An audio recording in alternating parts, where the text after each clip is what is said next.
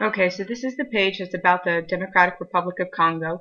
This is the area that used to be called the Congo Free State, and it's the area that Belgium got control of after the Berlin Conference. So we are actually going to scroll down, and we're going to start at the point about exploitation. Rubber trees were discovered, and with cars increasing in popularity, the demand for rubber tires exploded.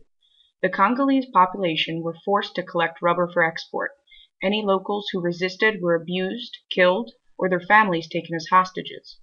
The terror and cruelty wrought on the local population was exposed by African American journalists such as George Washington Williams and William Henry Shepherd. You can see the photo over to the right. And this concerned British people, backed by the writer Joseph Conrad. King Leopold II, who made a fortune from rubber, eventually sold the land to his government. It became the Belgian Congo in 1908.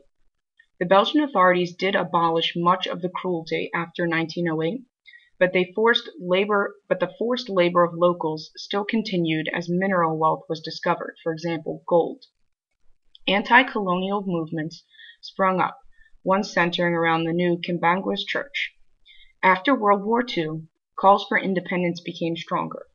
The Belgians left Congo in June of 1960, and the new Republic of Congo was declared. It was also known as Zaire. A few weeks after independence, the new republic began tearing itself apart. Parts of the nation declared themselves separate, and officers in the Congolese army mutinied, meaning they rebelled against authority. A United Nations operation tried to restore the situation, and in May of 1965, a free and fair election took place. But the army soon staged a coup, under the leadership of Joseph Mobutu. Over here you can see, under Mobutu, the Republic of Congo was renamed Zaire in 1971. All traces of colonial rule, including European-style town names, were removed, and European businesses were taken over. Trade collapsed, and over the next decades, Mobutu faced increasing unrest. Protests and clashes led to many deaths. Mobutu ruled for 32 years, until he was ousted from power in 1996 by an army commander, Laurent Kabila. Kabila rose to prominence fighting Hutu, an ethnic group, fighting Hutu militant groups who had fled Rwanda's civil war. At this point, the country was renamed the Democratic Republic of Congo. Peace of a kind. The conflict, sometimes called the World War of Africa, officially ended in 1999 with the signing of the Lusaka Peace Accord. United Nations troops were sent in to ensure all foreign groups left.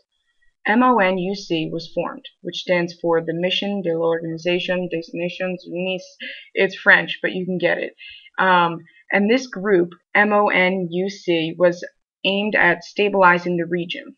UN soldiers began arriving in 2001, and as of today, that group, the MONUC, still operates, and it has over 19,000 personnel working for them. If you look over here, this title, Millions Killed, that's about how the United Nations estimates that since 1998, 5 million people, mostly civilians, so not soldiers, 5 million people have died in the Democratic Republic of Congo from war or disease.